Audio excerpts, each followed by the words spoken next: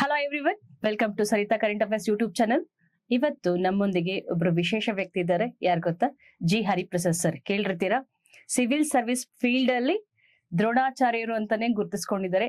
ನನಗೂ ಕೂಡ ಗುರುಗಳಾಗಿದ್ರು ಅಂತ ಹೇಳಲಿಕ್ಕೆ ಹೆಮ್ಮೆ ಅನ್ಸುತ್ತೆ. ಇಂದಿನ ಒಂದು ಸರಣಿಯಲ್ಲಿ ಕಂಪ್ಲೀಟ್ ಆಗಿ KS ನೋಟಿಫಿಕೇಶನ್ ಬಗ್ಗೆ, ಸೊ ಅದರ ಒಂದು ಜಿಸ್ಟು, ಮತ್ತೆ ಹೇಗೆ ಓದ್ಬೇಕು, ಎಷ್ಟು ಓದ್ಬೇಕು, ಯಾವ ರೀತಿ ಓದ್ಬೇಕು, ಯಾವ ರೀತಿ ಸ್ಮಾರ್ಟ್ ವರ್ಕ್ ಮಾಡಬೇಕು, ಇರೋ 100 days ಅಲ್ಲಿ ಹೇಗೆ ಪ್ರಿಲಿಮ್ಸ್ ಅನ್ನ ಕ್ರ್ಯಾಕ್ ಮಾಡಬೇಕು, ಸೊ ಇದೆಲ್ಲದನ್ನು ಕೂಡ ನಿಮಗೆ ಒಂದು 10-15 minutes ಅಲ್ಲಿ ನಾವು ಹೇಳಿದ್ದೇವೆ. So over to you sir. Thank you Saritha. Saritha ಅವರು ನನ್ನ ಸ್ಟೂಡೆಂಟ್ ಹೇಳ್ಕೊಳಕ್ಕೆ ನನಗೆ ತುಂಬಾ ಹೆಮ್ಮೆ ಆಗುತ್ತೆ. ಅವರು 5 ಬಾರಿ KS ಮುಖ್ಯ ಪರೀಕ್ಷೆ ಬರೆದು 3 ಬಾರಿ ಇಂಟರ್ವ್ಯೂ ಹೋಗಿದ್ದಾರೆ. ಕೇವಲ 1-2 ಮಾರ್ಕ್ಸ್ ಅಲ್ಲಿ ತಮ್ಮ ಆಯ್ಕೆಯನ್ನ ಅವರು ಕಳ್ಕೊಂಡಿದ್ದಾರೆ. ಹಾಗೆ UPSC ಮೈನ್ಸ್ ಕೂಡ ಒಮ್ಮೆ ಬರೆದಿದ್ದಾರೆ. ಹೀಗೆ 10 ವರ್ಷಗಳ ಮೇಲ್ಪಟ್ಟು ಅನುಭವ ಇರ್ತಕ್ಕಂಥ ಸರಿತಾ ಅವರು ಇವತ್ತು ಹೊಸ ಯೋಚನೆಯೊಂದಿಗೆ KS ಅಭ್ಯರ್ಥಿಗಳಿಗೆ ಅವರ ಒಂದು ಸಿದ್ಧತೆಯಲ್ಲಿ ಸಹಾಯ ಮಾಡಲಿಕ್ಕೆ ಅಂತ ಹೇಳ್ಬಿಟ್ಟು ಒಂದು ಯೋಜನೆ ಹಾಕೊಂಡಿದ್ದಾರೆ. ಸೊ ನಾನು ಕೂಡ ಅವ್ರ ಜೊತೆ ಸೇರಿ ನನ್ನ ಅಳಿಲು ಸೇವೆಯನ್ನ ನಾನು ಮಾಡಲಿಕ್ಕೆ ನಾನು ಸಿದ್ಧನಿದ್ದೇನೆ. ಸರ್, ನಿಮ್ಗೆ ಗೊತ್ತಿದೆ ಈಗ 319 ಪೋಸ್ಟ್ಗೆ ಕಾಲ್ಫರ್ ಆಗಿದೆ. ಮಕ್ಕಳಿಗೆ ಯಾವ ರೀತಿ ಪ್ರಿಪ್ರೇಷನ್ ಮಾಡಬೇಕು ಅಂತ ಹೇಳಿಕ್ ಬಯಸ್ತೀರಾ? ಈಗ 100 days ಅಲ್ಲಿ ಅವರು ಸ್ಟ್ರಾಟಜಿ ಮಾಡ್ಕೊಂಡು ಸ್ಮಾರ್ಟ್ ವರ್ಕ್ ಮಾಡಿ, smart work plus hard work ಮಾಡ್ಕೊಂಡು ಯಾವ ರೀತಿ ಪ್ರಿಲಿಮ್ಸ್ ಅನ್ನ ಕ್ರ್ಯಾಕ್ ಮಾಡ್ಬೋದು, ಅದಕ್ಕೆ ಕೆಲವೊಂದು ನಿಮ್ ಟಿಪ್ಸ್ ಕೊಡ್ತೀರಾ ಸರ್? ಖಂಡಿತ. ಈಗಿರ್ತಕ್ಕಂಥ ಈ ಸಮಯದ ಒಂದು ಅಭಾವದ ಸ್ಥಿತಿಯಲ್ಲಿ ಸ್ಮಾರ್ಟ್ ವರ್ಕ್ ಮಾಡ್ಬೇಕಾಗತ್ತೆ. It's not that lengthy work. Okay, ಮುಂಚೆ ಎಲ್ಲ 1 ವರ್ಷ 2 ವರ್ಷದಿಂದ ಏನು ಪ್ರಿಪೇರ್ ಆಗ್ತಾ ಬಂದಿದ್ದೀರಾ KSಗೆ ಅಂತಾನೆ, ಈಗಿರ್ತಕ್ಕಂಥ ಒಂದು 100 ದಿವಸ, ಈ 100 ದಿವಸದಲ್ಲಿ ಹೇಗೆ ನೀವು ಸಬ್ಜೆಕ್ಟ್ನ ರಿವೈಸ್ ಮಾಡ್ತೀರಾ, ಹೇಗೆ ನೀವು ಪ್ರಿಪೇರ್ ಆಗ್ತೀರಾ, ಅದೇ ನಿಮ್ಮ ಸೆಲೆಕ್ಷನ್ ಡಿಸೈಡ್ ಮಾಡುತ್ತೆ. ಹಾಗೆ ನನ್ನ ಪ್ರಕಾರ the planning for the preparation, so that is most important for this examination. How will you plan for the examination? That decides your selection. So ಹಾಗೆ ಮುಂಚಿತವಾಗೇನೆ ಈಗ ಪ್ಲಾನ್ ಮಾಡ್ಕೊಂಬಿಡಿ, 100 days ಅಲ್ಲಿ ಹೇಗೆ ನಿಮ್ಮ ಪ್ರಿಪರೇಷನ್ ಕಂಪ್ಲೀಟ್ ಆಗಬೇಕು ಅಂತ ಹೇಳ್ಬಿಟ್ಟು. ಸೊ ಸಿಲೆಬಸ್ನ ಸಿಂಪ್ಲಿಫೈ ಮಾಡ್ಕೊಳ್ಳಿ. ಸಿಂಪ್ಲಿಫೈ ಮಾಡಿಕೊಂಡು ಯಾವುದಕ್ಕೆ ಹೆಚ್ಚಿನ ಒತ್ತು ಕೊಡಬೇಕಾಗಿದೆಯೋ ಅದಕ್ಕೆ ಆ ಒಂದು ಪ್ರಾಮುಖ್ಯತೆಯನ್ನು ಕೊಡ್ತಾ, ಸೊ ನೀವು ಸಿದ್ಧತೆ ಮಾಡ್ಕೊಂಡು ಹೋದಲ್ಲಿ ಇರ್ತಕ್ಕಂಥ ಈ 100 ದಿವಸಗಳನ್ನ ಸದುಪಯೋಗ ಪಡಿಸ್ಕೊಂಡು ಖಂಡಿತವಾಗೂ ನೀವು ಇದರಲ್ಲಿ ಯಶಸ್ಸನ್ನ ಸಾಧಿಸಬಹುದು. ಯಾವ ಸಬ್ಜೆಕ್ಟ್ಗೆ ಹೆಚ್ಚು ಇಂಪಾರ್ಟೆನ್ಸ್ ಕೊಡ್ಬೇಕು ಸರ್? ಹೆಚ್ಚು ಪ್ರಶ್ನೆಗಳು ಬರೋದು ಯಾವ ಸಬ್ಜೆಕ್ಟ್ ಇಂದ? ಸ್ವಲ್ಪ ಸಿಲೆಬಸ್ ನ ಬ್ರೀಫ್ ಆಗಿ ನೋಡಿದ್ರೆ ಓಕೆ, ಈಗಾಗ್ಲೇ ಸ್ಟೂಡೆಂಟ್ಸ್ಗೆ ಸಿಲೆಬಸ್ ಬಗ್ಗೆ ಗೊತ್ತಿರುತ್ತೆ. ಆದ್ರೂ ನಾನು ಇಲ್ಲಿ ಸಂಕ್ಷಿಪ್ತವಾಗಿ ಹೇಳಲಿಕ್ಕೆ ಬಯಸ್ತೇನೆ. ಸೊ ಈ ಸಿಲೆಬಸ್ ಏನಿದೆ, ಪ್ರಿಲಿಮ್ಸ್ ನ ಸಿಲೆಬಸ್ ಏನಿದೆ, ಸ್ವಲ್ಪ ಅದನ್ನ ಸರಳೀಕರಿಸಿ ಅದನ್ನ ನೋಡೋಣ. ಓಕೆ, ಪ್ರಿಲಿಮಿನರಿ ಎಕ್ಸಾಮಿನೇಷನ್ 2 ಪೇಪರ್ ಇರುತ್ತೆ, 2 ಜನರಲ್ ಸ್ಟಡೀಸ್ ಪೇಪರ್ ಇರುತ್ತೆ. ಇದು ತಮಗೆಲ್ಲ ಗೊತ್ತಿರ್ತಕ್ಕಂಥದ್ದು. ಸೊ ಇದರಲ್ಲಿ ಮೊದಲನೇ ಪತ್ರಿಕೆ ಮತ್ತೆ 2ನೇ ಪತ್ರಿಕೆ, 2 ಪತ್ರಿಕೆಗಳಲ್ಲಿ 100 ಪ್ರಶ್ನೆಗಳು ಇರ್ತದೆ. ಸೊ ಪ್ರತಿ ಪ್ರಶ್ನೆಗೆ 2 ಅಂಕಗಳಿರ್ತದೆ. ಅಂದ್ರೆ ಒಂದು ಪತ್ರಿಕೆ ಮೇಲಿನ ಒಟ್ಟು ಅಂಕ ಬಂದು 200 ಆಗಿರುತ್ತೆ. 2 ಪತ್ರಿಕೆಗಳ ಒಟ್ಟು ಅಂಕ ಬಂದು 400 ಅಂಕಗಳಾಗಿರ್ತದೆ. ಇದು ಫಸ್ಟ್ ನಿಮ್ಗೆಲ್ಲ ಗೊತ್ತಿರ್ತಕ್ಕಂಥ ವಿಷಯಗಳು. ಈಗ ಪೇಪರ್ 1 ಅಲ್ಲಿ ಬರ್ತಕ್ಕಂಥ ಒಂದು ವಿಷಯಗಳು ಯಾವ್ದು ಅಂತ ನೋಡೋಣ. ಸೊ ಪೇಪರ್ 1 ಬಂದು, ಈ ಪೇಪರ್ 1 ಅಲ್ಲಿ 2 ಯೂನಿಟ್ಸ್ ಇದೆ ಅಂತ ಹೇಳ್ಬೋದು. ಓಕೆ, ತುಂಬಾ ಸಿಂಪಲ್ ಆಗಿ ಜ್ಞಾಪಕ ಇಟ್ಕೊಳ್ಳಿ, 2 ಯೂನಿಟ್. ಪೇಪರ್ 2 ಬಂದ್ರೆ, ಪೇಪರ್ 2 ಅಲ್ಲಿ 3 ಯೂನಿಟ್ ಇದೆ. ಓಕೆ, ಇದು ಫಸ್ಟ್ ಎಲ್ರಿಗೂ ಗೊತ್ತಿರಬೇಕು. 2 units an first paper and 3 units an second paper. ಈಗ ನೋಡೋಣ ಫಸ್ಟ್ ಪೇಪರ್ ಅಲ್ಲಿ ಬರ್ತಕ್ಕಂಥ 2 ಯೂನಿಟ್ಸ್ ಯಾವುದು, ಹಾಗೆ ಸೆಕೆಂಡ್ ಪೇಪರ್ ಅಲ್ಲಿ ಬರ್ತಕ್ಕಂಥ 3 ಯೂನಿಟ್ಸ್ ಯಾವುದು ಅಂತ ಹೇಳ್ಬಿಟ್ಟು. ಸೊ ಮೊದಲನೇ ಪತ್ರಿಕೆಯಲ್ಲಿ ಫಸ್ಟ್ ಯೂನಿಟ್ ಬಂದು general studies related to national and international importance. ಇನ್ನ ತುಂಬಾ ಸಿಂಪಲ್ ಆಗಿ ಹೇಳಿ, 1 ವರ್ಡ್ ಅಲ್ಲಿ ಹೇಳೋದಾದ್ರೆ ಕರೆಂಟ್ ಅಫೇರ್ಸ್ ಅಂತ ಹೇಳೋಣ. Okay, so current affairs, that is the first unit in paper 1. ಈಗ ಮತ್ತೆ ಸ್ವಲ್ಪ ಪ್ರಶ್ನೆ ಮಾಡ್ಕೊಳ್ಳಿ, current affairs of what? So ಇಲ್ಲಿ current affairs of national and international importance, so that comes in the first paper. Okay, so ಇದು 2ನೇ unit ಬಂದು humanities. So ಇಲ್ಲಿ 2 ಪದಗಳಷ್ಟೇ ಜ್ಞಾಪಕ ಇಟ್ಕೊಂಡ್ರೆ ಇಡೀ ಸಿಲೆಬಸ್ ನಿಮಗೆ ನೀವು ಜ್ಞಾಪಿಸ್ಕೋಬಹುದು. Current affairs and humanities. So humanities ಅಂದರೆ ಏನೇನಿರುತ್ತೆ, ನಾವು ಕನ್ನಡದಲ್ಲಿ ಸಮಾಜಶಾಸ್ತ್ರಗಳು ಅಂತ ಹೇಳ್ತೀವಿ, ಅಥವಾ ಸಾಮಾಜಿಕ ಶಾಸ್ತ್ರಗಳು ಅಂತ ಹೇಳ್ತೀವಿ. ಈ ಸಾಮಾಜಿಕ ಶಾಸ್ತ್ರಗಳಂದ್ರೆ ಸೈನ್ಸು ಮ್ಯಾಥ್ಸ್ ಬಿಟ್ಟು ಉಳಿದಿರ್ತಕ್ಕಂಥ ವಿಷಯಗಳನ್ನ ನಾವು ಅದನ್ನ ಹ್ಯುಮ್ಯಾನಿಟೀಸ್ ಅಂತ ಹೇಳ್ಬೋದು. ಸೊ ಇಲ್ಲಿ ನಮಗೆ ಎಲ್ಲ ಹ್ಯುಮ್ಯಾನಿಟೀಸು ಇಲ್ಲಿ ಇಟ್ಟಿಲ್ಲ. ಓಕೆ, ಪೇಪರ್ 1 ಅಲ್ಲಿ ನಾವು ಹ್ಯುಮ್ಯಾನಿಟೀಸ್ ಅಂತ ಅದ್ರ ಕೆಳಗಡೆ ಏನೇನು ಸಬ್ಜೆಕ್ಟ್ಸ್ನ ಹೇಳ್ಬೋದು ಅಷ್ಟು ಹ್ಯುಮ್ಯಾನಿಟೀಸ್ನ ಇಟ್ಟಿಲ್ಲ. ಆಡಳಿತ ವ್ಯವಸ್ಥೆಗೆ ಬೇಕಾಗ್ತಕ್ಕಂಥ ಒಂದು ಹ್ಯುಮ್ಯಾನಿಟೀಸ್ ಏನಿದು ಅದನ್ನ ಮಾತ್ರ ಇನ್ಕ್ಲೂಡ್ ಮಾಡಿದ್ದಾರೆ. ಸೊ ಆಡಳಿತ ವಿಷಯಕ್ಕೆ ಅಥವಾ ವ್ಯವಸ್ಥೆಗೆ ಬೇಕಾಗಿರ್ತಕ್ಕಂಥ ಒಂದು ಹ್ಯುಮ್ಯಾನಿಟೀಸ್ ಯಾವುದು ಅಂತ ನಾವು ಜನರಲ್ ಆಗಿ ನಾವೇ ನೋಡ್ಕೊಂಡು ಹೋದಾಗ ಸೊ ನಮಗೆ ಇತಿಹಾಸ ಬೇಕಾಗತ್ತೆ. ನಮ್ಮ ದೇಶ, ನಮ್ಮ ರಾಜ್ಯ ಹೇಗೆ ಆಳಲ್ಪಟ್ಟಿದೆ, ಏನೇನು ನಿರ್ಣಯಗಳು ತೆಗೆದುಕೊಂಡಿದ್ರು, ಸೊ ನಾವು ಮುಂದಕ್ಕೆ ವ್ಯವಸ್ಥೆಗೆ ಸೇರ್ಕೊಂಡಾಗ ಸೊ ಅದರಲ್ಲಿ ಏನು ಅಂಶಗಳು ನಾವು ತೆಗೆದುಕೋಬಹುದು ಇದು ಗೊತ್ತಿರಬೇಕಾಗತ್ತೆ. ಹಾಗಾಗಿ ಇತಿಹಾಸ ಇದೆ, ಇಂಡಿಯನ್ ಹಿಸ್ಟ್ರಿ. ನಾವು ಕರ್ನಾಟಕ ಎಕ್ಸಾಮ್ ಬರೀತಾ ಇರೋದ್ರಿಂದ ಕರ್ನಾಟಕ ಹಿಸ್ಟ್ರಿ ಕೂಡ ನೋಡ್ಕೋಬೇಕಾಗ್ತದೆ. ಅದಾದ್ಮೇಲೆ ಆಡಳಿತ ವ್ಯವಸ್ಥೆಗೆ ಹೋಗ್ತಕ್ಕಂಥವ್ರಿಗೆ ಸೊ ದೇಶದಲ್ಲಿನ ಮತ್ತು ರಾಜ್ಯದಲ್ಲಿನ ಸಂಪನ್ಮೂಲಗಳ ಬಗ್ಗೆ, ಯಾಕಂದ್ರೆ ನ್ಯಾಚುರಲ್ ರಿಸೋರ್ಸಸ್ ಅಂತ ಹೇಳ್ತೀವಿ, ಸೊ ಅದ್ರ ಬಗ್ಗೆ ಗೊತ್ತಿರಬೇಕು. ಸೊ ನ್ಯಾಚುರಲ್ ರಿಸೋರ್ಸ್ ಬಗ್ಗೆ ಹೇಳ್ತಕ್ಕಂಥ ಒಂದು ಸಬ್ಜೆಕ್ಟ್ ಯಾವುದು?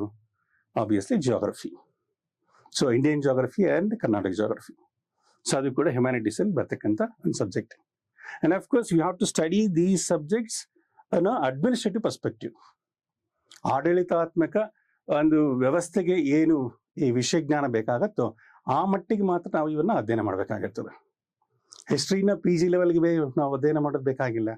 ಹಾಗೆ ಜಿಯೋಗ್ರಫಿನೂ ಕೂಡ ಸೊ PG PhD ಲೆವೆಲ್ಗೆ ಅದನ್ನ ನೋಡ್ಕೊಳ್ಳೋದು ಬೇಕಾಗಿರಲ್ಲ. ಓಕೆ, ಅದಾದ್ಮೇಲೆ ಮೂರನೇ ಒಂದು ವಿಷಯ ಅಂತಂದ್ರೆ ವ್ಯವಸ್ಥೆಗೆ ಹೋಗ್ತೀವಿ ಅಂತಂದ್ರೆ ವ್ಯವಸ್ಥೆಗೆ ಹೋಗ್ತಕ್ಕಂಥವ್ರಿಗೆಲ್ಲ ಸಂವಿಧಾನ ಗೊತ್ತಿರಬೇಕಾಗಿರ್ತದೆ. ಓಕೆ, ಯಾವುದೇ ನಿರ್ಣಯಗಳು ನೀವು ಅಲ್ಲಿ ತೆಗೆದುಕೋಬೇಕಾದಾಗ ಸಂವಿಧಾನದ ಚೌಕಟ್ಟಿನಲ್ಲೇ ನೀವು ನಿರ್ಣಯಗಳನ್ನ ತೆಗೆದುಕೋಬೇಕಾಗಿರೋದ್ರಿಂದ ಸೊ ಭಾರತ ಸಂವಿಧಾನ ಗೊತ್ತಿರಬೇಕಾಗತ್ತೆ. ಅದು ಹ್ಯುಮ್ಯಾನಿಟೀಸ್ನ ಅಡಿಯಲ್ಲಿ ಬರ್ತಕ್ಕಂಥ ಇನ್ನೊಂದು ಸಬ್ಜೆಕ್ಟ್ ಅಂತ ಹೇಳ್ಬೋದು. ಹಾಗೆ ವ್ಯವಸ್ಥೆಗೆ ಹೋಗ್ತಕ್ಕಂಥ ವ್ಯಕ್ತಿಗೆ ಸೊ ದೇಶದ ಮತ್ತು ರಾಜ್ಯದ ಆರ್ಥಿಕ ಸ್ಥಿತಿಗಳು ಕೂಡ ಗೊತ್ತಿರಬೇಕು. ಹಾಗಾಗಿ ಎಕಾನಮಿ, ಇಂಡಿಯನ್ ಎಕಾನಮಿ ಮತ್ತು ಕರ್ನಾಟಕ ಎಕಾನಮಿ, ಸೊ ಇದು ಕೂಡ ಈ ಹ್ಯುಮ್ಯಾನಿಟೀಸ್ನ ಅಡಿಯಲ್ಲಿ ಬರುತ್ತೆ. ಈ 4 ಟಾಪಿಕ್ಸ್ ಸೊ ಹ್ಯುಮ್ಯಾನಿಟೀಸ್ನ ಅಡಿಯಲ್ಲಿ ಬರುತ್ತೆ. ಈಗ ನಾವು ಫಸ್ಟ್ ಪೇಪರ್ಲಿ ಬರ್ತಕ್ಕಂಥ ಸಬ್ಜೆಕ್ಟ್ಸ್ ನೋಡಿದ್ವಿ.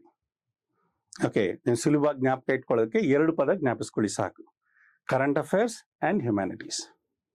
So current affairs of national and international importance, ಹ್ಯುಮ್ಯಾನಿಟೀಸ್ನ ಅಡಿಯಲ್ಲಿ history, geography, Indian constitution and economy.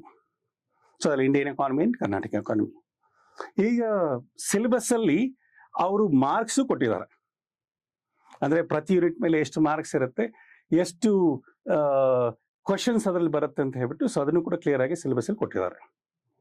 So paper 1 first unit current affairs ಅದ್ರ ಮೇಲೆ 40 ಪ್ರಶ್ನೆಗಳನ್ನ ಕೇಳಲಾಗತ್ತೆ. ಸೊ ಪ್ರತಿ ಪ್ರಶ್ನೆಗೆ 2 ಮಾರ್ಕ್ಸ್ ಇರೋದ್ರಿಂದ ಸೊ ಟೋಟಲ್ 80 ಮಾರ್ಕ್ಸ್ ಆಗುತ್ತೆ. 2ನೇ ಯೂನಿಟ್ ಹ್ಯುಮ್ಯಾನಿಟೀಸ್. ಈ ಹ್ಯುಮ್ಯಾನಿಟೀಸ್ನ ಅಡಿಯಲ್ಲಿ ಬರ್ತಕ್ಕಂಥ 4 ಸಬ್ಜೆಕ್ಟ್ ಸೇರಿಸಿ ಆ 4 ಸಬ್ಜೆಕ್ಟ್ ಮೇಲೆ 60 ಪ್ರಶ್ನೆಗಳನ್ನ ಕೇಳಲಾಗತ್ತೆ. ಸೊ ಪ್ರತಿ ಪ್ರಶ್ನೆಗೆ 2 ಅಂಕ ಅಂತಂದ್ರೆ 120 ಅಂಕ ಆಗತ್ತೆ. ಸೊ ಈಗ ನೀವು ಟೋಟಲ್ ನಂಬರ್ ಆಫ್ ಕ್ವಶನ್ಸ್ ನೀವು ನೋಡಿದಾಗ ಸೊ ಕರೆಂಟ್ ಅಫೇರ್ಸ್ ಇಂದ 40 ಕ್ವಶನ್ಸ್, ಹ್ಯುಮ್ಯಾನಿಟೀಸ್ ಇಂದ 60 ಕ್ವಶನ್ಸ್, ಟೋಟಲ್ 100 ಕ್ವಶನ್ಸ್ ಆಯಿತು. ಸೊ ಹಾಗೆ ಮಾರ್ಕ್ಸ್ ನೀವು ಗಮನದಲ್ಲಿ ನೋಡಿದಾಗ ಅಥವಾ ಅದು ನೋಡಿದಾಗ ಸೊ ಕರೆಂಟ್ ಅಫೇರ್ಸ್ ಇಂದ 80 ಮಾರ್ಕ್ಸ್ ಆಯಿತು, ಹ್ಯುಮ್ಯಾನಿಟೀಸ್ ಇಂದ 120 ಮಾರ್ಕ್ಸ್ ಆಯಿತು, ಟೋಟಲ್ 200 ಮಾರ್ಕ್ಸ್ ಆಯಿತು. ಓಕೆ, ಸೊ ಫಸ್ಟ್ ಪೇಪರ್ ಅಲ್ಲಿ ಈ ಸಿಲೆಬಸ್ ನೋಡಿ ನಾವು ಯಾವುದಕ್ಕೆ ಪ್ರಾಮುಖ್ಯತೆ ಕೊಡಬೇಕಾಗತ್ತೆ ಅಂತ ನಿಮ್ಗೆಲ್ರೂ ಈಗಲೇ ಅರ್ಥ ಆಗಿರ್ಬೋದು. ಓಕೆ, 1 ಯೂನಿಟ್ ಮೇಲೆನೆ 80 ಮಾರ್ಕ್ಸ್ ಇದೆ ಕರೆಂಟ್ ಅಫೇರ್ಸ್. ಓಕೆ, ಈ ವಿಷಯದಲ್ಲಿ ಒಂದು ರೀತಿ ಒಂದು ಪ್ರಾಬುದ್ಧತೆಯನ್ನ ಸಾಧಿಸಿರ್ತಕ್ಕಂಥ ಒಬ್ಬ ವ್ಯಕ್ತಿ ನಮ್ಮ ರಾಜ್ಯದಲ್ಲಿ ಅಂತಂದ್ರೆ ಅದು ಸರಿತಾ ಮೇಡಮ್ ಅವರಂತ ಹೇಳ್ಬೋದು.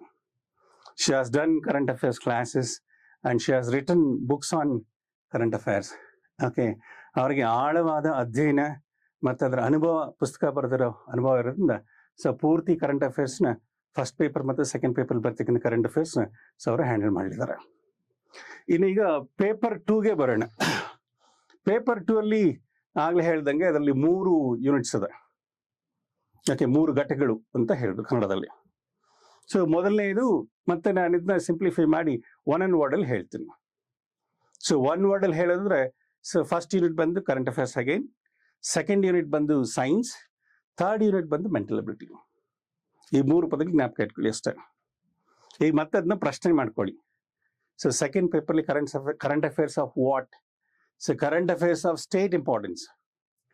ಓಕೆ, ಮೊದಲನೇ ಪತ್ರಿಕೆಯಲ್ಲಿ ನಾವು ರಾಜ್ಯದ ಮತ್ತು ಅಂತಾರಾಷ್ಟ್ರೀಯ ಪ್ರಾಮುಖ್ಯತೆಯ ವಿಷಯಗಳನ್ನ ಅಲ್ಲಿ ಅಧ್ಯಯನ ಮಾಡ್ತೀವಿ.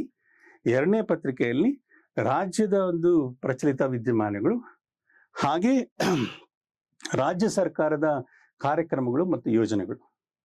ಸರ್ಕಾರ ಏನು ಯೋಜನೆಗಳು ಹಾಕೊಂಡಿದೆ, ಏನು ಸ್ಕೀಮ್ಸ್ನ ಇಂಟ್ರಡ್ಯೂಸ್ ಮಾಡಿದೆ, ಸೊ ಅದನ್ನು ಕೂಡ ನಾವು ನೋಡ್ಕೊಂಡಿರ್ಬೇಕು.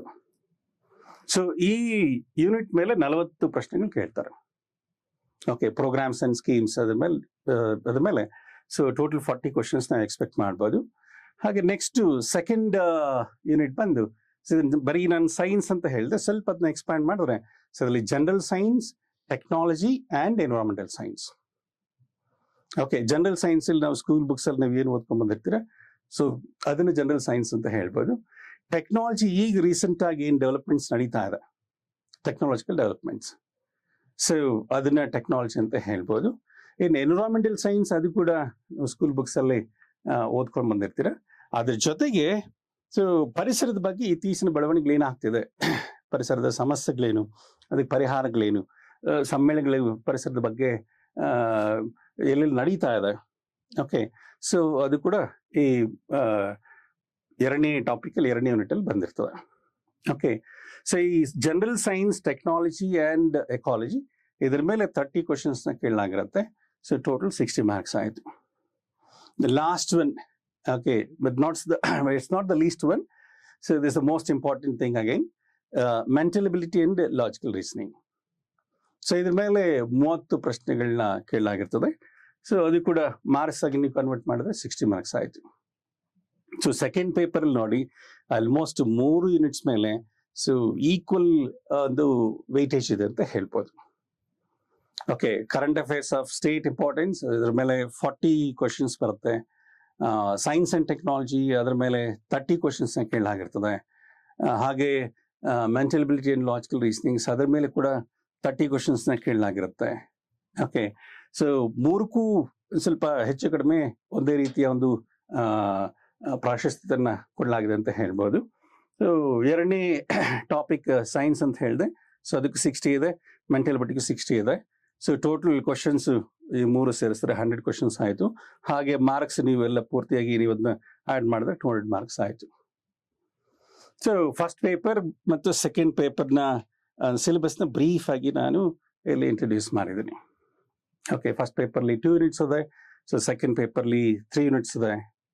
ಸ್ವಲ್ಪ ಎರಡೂ ಸಿಲೆಬಸ್ನ ನೀವು ಸ್ವಲ್ಪ ಗಮನಿಸಿದ್ರೆ ನಿಮಗೆ ಈ ಯೂನಿಟ್ಸ್ ಅಲ್ಲಿ ಯಾವುದಕ್ಕೆ ಹೆಚ್ಚಿನ ಪ್ರಾಶಸ್ತ್ಯತೆ ಅಥವಾ ಪ್ರಾಮುಖ್ಯತೆ ಕೊಡಬೇಕಾಗತ್ತೆ ಅಂತ ನಿಮ್ಗೆ ಗೊತ್ತಾಗತ್ತೆ. ಓಕೆ, ಯಾವ ಯೂನಿಟ್ಗೆ ಅಥವಾ ಯಾವ ಒಂದು ಸಿಂಗಲ್ ಸಬ್ಜೆಕ್ಟ್ಗೆ ಹೆಚ್ಚಿನ ಮಾರ್ಕ್ಸ್ ಇದೆ ಅಂತ ನೋಡಿ. ಓಕೆ, ಹಾಗೆ ನೋಡಿದಾಗ ಸೊ ನಮಗೆ ಮೊದಲನೇ ಪತ್ರಿಕೆಯಲ್ಲಿ ಬರ್ತಕ್ಕಂಥ ಕರೆಂಟ್ ಅಫೇರ್ಸ್, ಹಾಗೆ ಎರಡನೇ ಪತ್ರಿಕೆಯಲ್ಲಿ ಬರ್ತಕ್ಕಂಥ ಕರೆಂಟ್ ಅಫೇರ್ಸ್, ಎರಡೂ ಪತ್ರಿಕೆಗಳನ್ನ ಕರೆಂಟ್ ಅಫೇರ್ಸ್ ಸೇರಿಸಿದ್ರೆ ಸೊ ಇದು 160 ಮಾರ್ಕ್ಸ್ ಆಗುತ್ತೆ. ಓಕೆ, 80 + 80 160 ಮಾರ್ಕ್ಸ್ ಕರೆಂಟ್ ಅಫೇರ್ಸ್ ಮೇಲೆ ಬಂದ್ಬಿಡ್ತದೆ. ಓಕೆ, ಸೊ ನೆಕ್ಸ್ಟ್ ಇದಾದ್ಮೇಲೆ ಕರೆಂಟ್ ಅಫೇರ್ಸ್ ನಂತರ ನೆಕ್ಸ್ಟ್ ಇಂಪಾರ್ಟೆಂಟ್ ಸಬ್ಜೆಕ್ಟ್ ಯಾವುದು ಅಥವಾ ಯೂನಿಟ್ ಯಾವುದು ಅಂತ ನೋಡಿದಾಗ ಸೊ ಸೆಕೆಂಡ್ ಪೇಪರಲ್ಲಿ ಬರ್ತಕ್ಕಂಥ ಜನರಲ್ ಸೈನ್ಸ್ ಮತ್ತು technology. The single unit are the single subject itself carries 30 marks and it is on so you get 60 marks on this. Okay, ಒಂದು unit ಮೇಲೆ 30 ಕ್ವಶನ್ಸ್ ಬಂದಿರ್ತದೆ, 60 ಮಾರ್ಕ್ಸ್ ಇದೆ. ಓಕೆ, ಇನ್ನು ಕೊನೆಯದು mental ability ಮತ್ತು logical reasoning ಏನಿದೆ so ಅದು ಒಂದ್ರ ಮೇಲೆ ಕೂಡ 30 ಪ್ರಶ್ನೆಗಳು ನಾವು ಎಕ್ಸ್ಪೆಕ್ಟ್ ಮಾಡ್ಬೋದು, ಅದು ಕೂಡ 60 ಮಾರ್ಕ್ಸ್ ಇದೆ. ಓಕೆ, ಎರಡೂ ಪೇಪರ್ಸ್ನ ನಾವು ಗಮನದಲ್ಲಿ ಇಟ್ಕೊಂಡು ನೋಡಿದಾಗ ಸೊ ಸೆಕೆಂಡ್ ಪೇಪರ್ ಸ್ವಲ್ಪ ಈಸಿ ಸ್ಕೋರಿಂಗ್ ಅಂತ ಹೇಳ್ಬೋದು. ಓಕೆ, 3 ಯೂನಿಟ್ ಇದೆ. ಸೊ 3 ಯೂನಿಟ್ ಮೇಲೆ ನೀವು ಫುಲ್ ಎಫರ್ಟ್ ಹಾಕಿದ್ರಿ, ಅದನ್ನ ಪೂರ್ತಿಯಾಗಿ ಸ್ಟಡಿ ಮಾಡಿದ್ರಿ, ಅದ್ರ ಮೇಲೆ ವರ್ಕ್ ಮಾಡಿದ್ರಿ ಅಂತಂದ್ರೆ ಸೊ 200 ಮಾರ್ಕ್ಸ್ಗೆ ಸೊ ಏನಿಲ್ಲ ಅಂದ್ರೂ ಸೊ 160 ಸೊ 180 ಸ್ಕೋರ್ ಮಾಡ್ಬೋದು. ಓಕೆ, ಚೆನ್ನಾಗಿ ಸ್ಕೋರ್ ಮಾಡಿದ್ರೆ ಅಂದ್ರೆ ನೀವೆಲ್ಲ ನೀವು ಸಿಲೆಬಸ್ನ ಕಂಪ್ಲೀಟ್ ಮಾಡಿ ನೀವು ಸೆಕೆಂಡ್ ಪೇಪರ್ ಮಾಡಿದ್ರೆ ಅಷ್ಟು ನಾವು ಮಾಡ್ಬೋದು, ಸ್ಕೋರ್ ಮಾಡ್ಬೋದು. ಅಫ್ಕೋರ್ಸ್ ಫಸ್ಟ್ ಪೇಪರ್ ಇಲ್ಲಿ ನೆಗ್ಲೆಕ್ಟ್ ಮಾಡಂಗಿಲ್ಲ. Okay, And of course, now easiest way of clearing the examination. Is there any method to clear this examination? Okay. Yes. Okay. Anyone can say that by seeing at the syllabus, the easiest method of clearing the examination. Okay. So easiest method ಏನು? First paper ಮತ್ತು second ಪೇಪರ್ನ current affairs ಎರಡು ಸೇರಿಸ್ರೆ 160 marks ಆಯಿತು. Okay. ಹಾಗೆ general science and technology ಅದು 60 marks ಇದೆ. So 160 plus 60 220 ಆಯಿತು. Mental ability ಇನ್ logical ರೀಸನಿಂಗ್ಸ್ ಅದು 60 ಮಾರ್ಕ್ಸ್ ಆಯಿತು. ಸೊ 220 ಪ್ಲಸ್ 60 280 ಆಯಿತು. So that means living humanities apart, if you concentrate on these 3 areas, so you can score 280 marks. 280 marks ಈ 3 ಇದ್ರ ಮೇಲೆ ಬಂದ್ಬಿಡ್ತದೆ. ಓಕೆ. ಸೊ ಇದರಲ್ಲಿ ಹೆಚ್ಚಿನ ಒಂದು ಪ್ರಾಶಸ್ತ್ಯ ಇರ್ತಕ್ಕಂಥ ಒಂದು ಟಾಪಿಕ್ ಅಥವಾ ಯೂನಿಟ್ ಅಂತಂದ್ರೆ ಕರೆಂಟ್ ಅಫೇರ್ಸ್ ಅಂತಾನೆ ಹೇಳ್ತೀನಿ. ಸೊ ಅದು ಸರಿತಾ ಮೇಡಮ್ ಅವರು ಪೂರ್ತಿ ಕರೆಂಟ್ ಅಫೇರ್ಸ್ನ ಅವರೇ ಮಾಡಲಿದ್ದಾರೆ. ಸುಮಾರು ವರ್ಷಗಳಿಂದ ಅವ್ರು ಮಾಡ್ಕೊಳ್ತಾ ಬಂದಿರೋದ್ರಿಂದ, ಪುಸ್ತಕನೂ ಬರೆದಿರೋದ್ರಿಂದ ಅವರಿಗೆ ಅನುಭವ ತುಂಬ ಚೆನ್ನಾಗಿದೆ. ಅದನ್ನ ನಿಮಗೂ ಕೂಡ ಉಪಯೋಗ ಆಗಿ ಸೊ ಅವರ ಅನುಭವನ ಪೂರ್ತಿ ನಿಮ್ಮೊಂದಿಗೆ ಹಂಚ್ಕೊಂಡಿದ್ದಾರೆ. ಓಕೆ. ಇನ್ನು ಸೈನ್ಸ್ ಅಂಡ್ ಟೆಕ್ನಾಲಜಿ, ಇದು ಸುಮಾರು 25 ವರ್ಷದಿಂದ ನಾನು ಸೈನ್ಸ್ ಅಂಡ್ ಟೆಕ್ನಾಲಜಿ ಮಾಡ್ಕೊಂಡು ಬರ್ತಾ ಇದ್ದೀನಿ. ಓಕೆ. ನನ್ನ KS ಅಭ್ಯರ್ಥಿಗಳು ಕೂಡ ಸುಮಾರು ಕನಿಷ್ಠ ಅಂದ್ರೆ 500 ಜನ ಸೆಲೆಕ್ಟ್ ಆಗಿದ್ದಾರೆ. ಲಾಸ್ಟ್ ಸೆಲೆಕ್ಷನ್ಸ್ ಎಲ್ಲ ಸ್ವಲ್ಪ ನೀವು ಗಮನಿಸಿದ್ರೆ. ಓಕೆ. ತುಂಬಾ ಹಳೆಯ ವ್ಯಕ್ತಿ ಅಂತಾನೆ ಹೇಳ್ಬೋದು. ಹಾಗಾಗಿ ಅವರು ನನ್ನ ಭೀಷ್ಮ ಅಂತೆಲ್ಲ ಕರೆದಿರೋದು. ಸೊ ಈ ಕ್ಷೇತ್ರದಲ್ಲಿ 25 ವರ್ಷಗಳಿಗಿಂತ ಹೆಚ್ಚಿಗೆ ಇದರಲ್ಲಿ ನಾನು ಕಾರ್ಯನಿರ್ವಹಿಸ್ತಾ ಬರ್ತಾ ಇದ್ದೀನಿ. ಓಕೆ. ಜನರಲ್ ಸೈನ್ಸ್ ಮತ್ತು ಟೆಕ್ನಾಲಜಿನ ಟೀಚ್ ಮಾಡ್ತಾ ಬರ್ತಾ ಇದ್ದೀನಿ. ಹಾಗೆ 2010ರಲ್ಲಿ ವಿಜ್ಞಾನ ಮತ್ತು ತಂತ್ರಜ್ಞಾನ ಅಂತ ಒಂದು ಪುಸ್ತಕ ಕೂಡ ಬರೆದಿದೆ. ಆ ಸಂದರ್ಭದಲ್ಲಿ ಅದೊಂದೇ ತಂತ್ರಜ್ಞಾನದ ಮೇಲೆ ಇದ್ದ ಒಂದು ಪುಸ್ತಕ ಅಂತ ಹೇಳ್ಬೋದು. ಆ ಪುಸ್ತಕ ಬರೆಯೋದ್ರಲ್ಲಿ ಕೂಡ ಸರಿತಾ ಅವರು ನನಗೆ ಸಹಾಯ ಮಾಡಿದ್ರು. ನಂತರ ಸೈನ್ಸ್ ಡಿಬೇಟ್ಸ್ ಅಲ್ಲಿ ಪಾರ್ಟಿಸಿಪೇಟ್ ಮಾಡ್ತಾ ಇದ್ದೆ. ಓಕೆ. ಹಲವು ಕಡೆ ಜನರಲ್ ಸೈನ್ಸ್ ಅಂಡ್ ಟೆಕ್ನಾಲಜಿನ ನಾನು ಟೀಚ್ ಮಾಡ್ತಾ ಬರ್ತಿದ್ದೀನಿ. ಸೊ ಎಂಟೈರ್ ಸೈನ್ಸ್ ಅಫ್ಕೋರ್ಸ್ ನನಗದು ಹೊಸದೇನಲ್ಲ, ಅದನ್ನ ನಾನು ತಗೊಳ್ಳಿದ್ದೀನಿ. ಓಕೆ. ಹಾಗೆ ಇನ್ನು ಅನುಭವಿ ಶಿಕ್ಷಕರು ಸುಮಾರು 10-20 ವರ್ಷ ಅನುಭವ ಇರ್ತಕ್ಕಂಥ ಒಂದು ಟೀಚರ್ಸು ಸೊ ಅವರು ಬಂದು ಈ ಪ್ಲಾಟ್ಫಾರ್ಮಲ್ಲಿ ಅವರು ಕ್ಲಾಸಸ್ನ ಮಾಡಲಿದ್ದಾರೆ. ಇದರ ಪೂರ್ತಿ ಸದ್ವಿನಿಯೋಗ ನೀವು ಪಡ್ಕೋಬೇಕು ಅಂತ ನಾನು ನಿಮ್ಮಲ್ಲಿ ಹೇಳ್ಕೊಡ್ತೀನಿ. Thank you. ಸೊ ಸರ್ ಕೊಟ್ಟಂತಹ ಒಂದು ಮೌಲ್ಯಯುತವಾದಂತಹ ಒಂದು ಸಲಹೆ ಸೂಚನೆಗಳೇನಿದೆ ಇದು ಪರೀಕ್ಷೆಯಲ್ಲಿ ದಯವಿಟ್ಟು ಅಳವಡಿಸ್ಕೊಳ್ಳಿ. ಏಕೆಂದ್ರೆ ಇವರ ಒಂದು ಮಾರ್ಗದರ್ಶನದಲ್ಲಿ ಹಲವಾರು ವಿದ್ಯಾರ್ಥಿಗಳು, ಸಾವಿರಾರು ವಿದ್ಯಾರ್ಥಿಗಳು ಪರೀಕ್ಷೆಯಲ್ಲಿ ಉತ್ತೀರ್ಣರಾಗಿ ಭವಿಷ್ಯವನ್ನ ರೂಪಿಸ್ಕೊಂಡಿದ್ದಾರೆ. ಸೊ ನೆಕ್ಸ್ಟ್ ನಿಮ್ಗೆ ಏನಪ್ಪಾ ಹೇಳ್ತಿದ್ದೀನಿ ಅಂದ್ರೆ ಸ್ಟ್ರಾಟಜಿ ಮಾಡ್ಕೋಬೇಕು ಅಂತ. ಓಕೆ. ಹೇಗೆ ಅಂತಂದ್ರೆ ಮೇಡಮ್ ನಾನು ಮಿಡಿವಲ್ ಹಿಸ್ಟ್ರಿಗೆ 15 ದಿನ ಓದ್ತೀನಿ, ಕೆಮಿಸ್ಟ್ರಿನ 10 ದಿನ ಓದ್ತೀನಿ. So it does not pay any success to you. ಯಾವ ಸಬ್ಜೆಕ್ಟ್ಸ್ಗೆ ಹೆಚ್ಚು ಪ್ರಯಾರಿಟಿ ಕೊಡಬೇಕು. Okay. You have to streamline that. So highest marks ಅಂದ್ರೆ ಹೈಯೆಸ್ಟ್ ಕ್ವಶನ್ಸ್ ಬರೋದು ಯಾವ್ದಪ್ಪ? Current affairs. So national, international, state, ಈ 3ರಲ್ಲಿ ಯಾವ್ದು ಜಾಸ್ತಿ ಬರೋದು? State current affairs. ರಾಜ್ಯ ಪ್ರಚಲಿತ ವಿದ್ಯಮಾನಗಳಿಗೆ ಹೆಚ್ಚು ಒತ್ತು ಕೊಡಬೇಕು. ಅದಾದ ನಂತರ ನೆಕ್ಸ್ಟ್ ಯಾವುದು? Science, mental ability. ತುಂಬಾ ಜನ ತಪ್ಪು ಮಾಡೋದೇನಂದ್ರೆ ಫಸ್ಟ್ ಪೇಪರ್ಗೆ ತುಂಬಾ ಫೋಕಸ್ ಮಾಡ್ತಾರೆ, ಆದ್ರೆ ಅಲ್ಲಿ ಎಡುತ್ತಾರೆ. ಸೆಕೆಂಡ್ ಪೇಪರ್ ಈಸಿ ಇದೆ, ಅಲ್ಲಿರೋದು ಏನೂ ಇಲ್ಲ. Science, ecology, environment, mental ability. ಅದ್ ಬಿಟ್ರೆ Karnataka economic survey, budget. Okay. Karnataka current affairs. So ಇಲ್ಲಿ ನೀವು ಸಿಲೆಬಸ್ ಕಮ್ಮಿ ಇದೆ, ಮ್ಯಾಕ್ಸಿಮಮ್ ರಿವಿಷನ್ ಹಾಕೊಂಡ್ರೆ ಸೊ ಆಲ್ಮೋಸ್ಟ್ ಮಾರ್ಕ್ಸ್ ಇಲ್ಲಿ 150 ಅಷ್ಟು ಮಾರ್ಕ್ಸ್ ಇಲ್ಲಿ ಎತ್ಕೊಬಿಡ್ಬೋದು. ಅದ್ರ ಜೊತೆಗೆ ಇನ್ನೊಂದು 80 ಮಾರ್ಕ್ಸ್ ಅನ್ನ ಫಸ್ಟ್ ಪೇಪರ್ ಅಲ್ಲಿ ಓಕೆ ಟ್ರೈ ಮಾಡಿದ್ರೆ ಸೊ ಸೇಫ್ ಮಾರ್ಜಿನ್ ಅಲ್ಲಿ ಇರ್ತೀರಾ. ಕಟ್ ಆಫ್ ಎಷ್ಟಿರುತ್ತೆ, ಎಷ್ಟು ತಗೋಬೇಕು ನೀವು? ಸೊ 200 ಆಜು ಬಾಜು ಇರಬೇಕು. ಓಕೆ. ಸೊ ಯಾಕಂದ್ರೆ ಲಾಸ್ಟ್ ಒಂದು 3-4 ಇಯರ್ಸ್ ಕಟ್ ಆಫ್ ತಗೊಂಡ್ರೆ ಸೊ ಈ ಸತಿ ಇನ್ನು ಕಟ್ ಆಫ್ ಅಫಿಷಿಯಲಿ ರಿಲೀಸ್ ಮಾಡಿಲ್ಲ, ಎಷ್ಟಿದೆ ಅಂತ, ಎಷ್ಟಿರಬಹುದು ಅಂತಂದ್ರೆ 198 to 200. ಅಂದ್ರೆ you have to score 50% of total marks. ಅದಕ್ಕೋಸ್ಕರ ಎಲ್ಲ ನಾನು ಕೆಮಿಸ್ಟ್ರಿ ಓದ್ತೀನಿ, ಮಿಡಿವಲ್ ಹಿಸ್ಟ್ರಿ ಓದ್ತೀನಿ, ಅಥವಾ ಯಾವ್ದು ಟಿಡ್ ಬಿಟ್ಸ್ ಬಿಡದೆ ಎಲ್ಲ ಕಾಂಪ್ರಿಹೆನ್ಸಿವ್ ಕವರ್ ಮಾಡ್ತೀನಿ, ಅದೆಲ್ಲ ಬೇಕಾಗಿರೋದು. ಯಾವ ಸಬ್ಜೆಕ್ಟ್ ಅನ್ನ ಹೆಚ್ಚು ಬಾರಿ ಓದಿ ಸೊ ನಿಮ್ಮ ಒಂದು ಸ್ಮೃತಿ ಪಟಲದಲ್ಲಿ ಇಟ್ಕೋತಿರೋದು ಇಂಪಾರ್ಟೆಂಟ್ ಆಗುತ್ತೆ. ಓಕೆ. ಸೊ ಹಾಗಾಗಿ make so intelligent and smart work. Okay. So ಈ ಒಂದು ಪ್ರಿಲಿಮ್ಸ್ ಮಾಡ್ಕೊಂಡು ಮತ್ತೆ ಮೇನ್ಸ್ಗೆ ವಿಶೇಷವಾಗಿ ತರಗತಿಗಳಿರುತ್ತೆ, ತುಂಬಾ ಎಲಾಬ್ರೇಟಿವ್ ಆಗಿ ಓಕೆ ಸಬ್ಜೆಕ್ಟಿವ್ ಆಗಿ ಯಾವ ರೀತಿ ಬರೀಬೇಕು, ಇಂಟ್ರೊಡಕ್ಷನ್, ಬಾಡಿ, ಕನ್ಕ್ಲೂಷನ್ ಯಾವ ರೀತಿ ಕೊಡಬೇಕು, ಪ್ರಬಂಧ ಹೇಗೆ ಬರೀಬೇಕು, ಅದೆಲ್ಲದಕ್ಕೂ ಕೂಡ ಸರ್ ಕೂಡ ಮೆಂಟ್ರಿಂಗ್ ಮಾಡ್ತಿದ್ದಾರೆ. ಇವ್ಯಾಲ್ಯೂಯೇಷನ್ಗೆ ಅಂತ ನಮ್ದು ಒಂದು ಟೀಮ್ ಇದೆ. ಅದ್ರ ಜೊತೆಗೆ ಕೋರ್ಸಸ್ ಅನ್ನು ಕೂಡ ಸಬ್ಜೆಕ್ಟ್ ಎಕ್ಸ್ಪರ್ಟ್ಸ್ ಓಕೆ ನಿಮಗೆ ತೃಪ್ತಿ ಆಗೋ ತರ ಲೈಕ್ ಉತ್ತಮವಾದ ಗುಣಮಟ್ಟವನ್ನ ಹೊಂದಿರುವಂತಹ ಒಂದು ಉಪನ್ಯಾಸಕರಿಂದನೇ ನಾವು ತರಗತಿಗಳನ್ನ ಮಾಡಲಿದ್ದೇವೆ. So with lesser cost, student friendly package ಇರುತ್ತೆ. So interested candidates can contact this number. Current affairs course ಬೇರೆ ಇರುತ್ತೆ, ಇಂಟರ್ನ್ಯಾಷನಲ್, ನ್ಯಾಷನಲ್, ಸ್ಟೇಟ್. ಸೊ ಒಂದು ತುಂಬಾ ಆತ್ಮವಿಶ್ವಾಸದಿಂದ ಹೇಳಬಲ್ಲೆ, ನೀವು ಮಾಡುವಂತಹ ವರ್ಕ್ ಅನ್ನ ನಾನು ಆಲ್ಮೋಸ್ಟ್ ಮಿನಿಮೈಸ್ ಮಾಡಿ ಅದನ್ನ ಕಂಪ್ಲೀಟ್ ಒಂದು ಕ್ರಕ್ಸ್ ಅನ್ನ ನಿಮ್ಗೆ ಕರೆಂಟ್ ಅಫೇರ್ಸ್ ಕೊಡ್ತೀನಿ. ಎಲ್ಲ ಬ್ಯಾಕ್ ಗ್ರೌಂಡ್ ವರ್ಕ್ ನಾನ್ ಮಾಡ್ತೀನಿ. ಓಕೆ, ನಿಮ್ಗೆ ಅದರ ಒಂದು ಕಂಪ್ಲೀಟ್ ಕ್ರಕ್ಸ್ ನಿಮಗೆ ಕೊಡ್ತೇನೆ. ನೀವೇ ಅಷ್ಟು ಮಾಡ್ಬೇಕಂದ್ರೆ ಟೈಮ್ ಆಗುತ್ತೆ. ಒಂದು ಅರ್ಥ ಮಾಡಿಸ್ತೀನಿ, ಸರಳೀಕರಿಸಿ ಎಷ್ಟು ಬೇಕೋ ಎಕ್ಸಾಮ್ಗೆ ಎಷ್ಟು ಬೇಕೋ ಅಷ್ಟನ್ನ ನಾನು ನಿಮ್ಗೆ ಬಟ್ಟಿ ಇಳಿಸಿ ಕೊಡ್ತೀನಿ. ಅದು ನನ್ನ ಕರೆಂಟ್ ಅಫೇರ್ಸ್ ಕ್ಲಾಸಲ್ಲಿ ಸಿಗುತ್ತೆ. ಅದಾದ್ಮೇಲೆ ಬಜೆಟ್ ಎಕನಾಮಿಕ್ಸ್ ಸರ್ವೆ ತುಂಬಾ ಸ್ಟೂಡೆಂಟ್ಸ್ ಕೇಳೋದೇ ಇದು, ಯಾಕಂದ್ರೆ ತುಂಬಾ ಕ್ವಶನ್ಸ್ ಬರುತ್ತೆ ಅಂತ. More than 30 questions will get it from economic survey and budget. ಅದನ್ನು ಕೂಡ ಸವಿಸ್ತಾರವಾಗಿ ಮಾಡ್ಕೊಡ್ತೀನಿ. ಆದ್ರೆ ಆ ಪರದೆ ಆಚೆಗೆ ನಿಮಗೆ ಹೋಗಲ್ಲ, ಯಾವ ಕ್ವಶನ್ ಹೋಗಲ್ಲ, ಅಷ್ಟು ಕಾನ್ಫಿಡೆಂಟ್ ಆಗಂತೂ ಹೇಳ್ತೇನೆ. Okay, so that also will be covering. First budget survey classes ಮಾಡ್ತೀನಿ, ಅದಾದ್ಮೇಲೆ ಕರೆಂಟ್ ಅಫೇರ್ಸ್ ಸ್ಟಾರ್ಟ್ ಮಾಡ್ತೀನಿ. 1-to-1 ಮೆಂಟ್ರಿಂಗ್ಗೆ ಸೊ ಯಾರು ಬೇಕೋ ಅವರು ಈ ನಂಬರ್ ಅಲ್ಲಿ ಎನ್ರೋಲ್ ಆದ್ರೆ ಸರು ಕೂಡ ಮೆಂಟ್ರಿಂಗ್ ಕೊಡ್ತಾರೆ. ಸೊ ನಿಮ್ಗೆ ಯಾವ ಫ್ಯಾಕಲ್ಟೀಸ್ ಇಂದ ಮೆಂಟ್ರಿಂಗ್ ಬೇಕೋ ಅವ್ರ ಕಡೆಯಿಂದ ಸಿಗುತ್ತೆ. ಇಷ್ಟು ಹೇಳ್ತಾ ಈ ಒಂದು ವಿಡಿಯೋಗೆ ಮುಕ್ತಾಯ ಹೇಳೋಣ. ಇನ್ನೇನಾದ್ರೂ ನಿಮ್ ಡೌಟ್ಸ್ ಇದ್ರೆ so please contact this number. ಮತ್ತೆ ಮುಂದಿನ ಒಂದು ವಿಡಿಯೋದಲ್ಲಿ ನಾವು ಸಬ್ಜೆಕ್ಟ್ ಒಂದಿಗೆ ಬರ್ತೇವೆ. Thank you.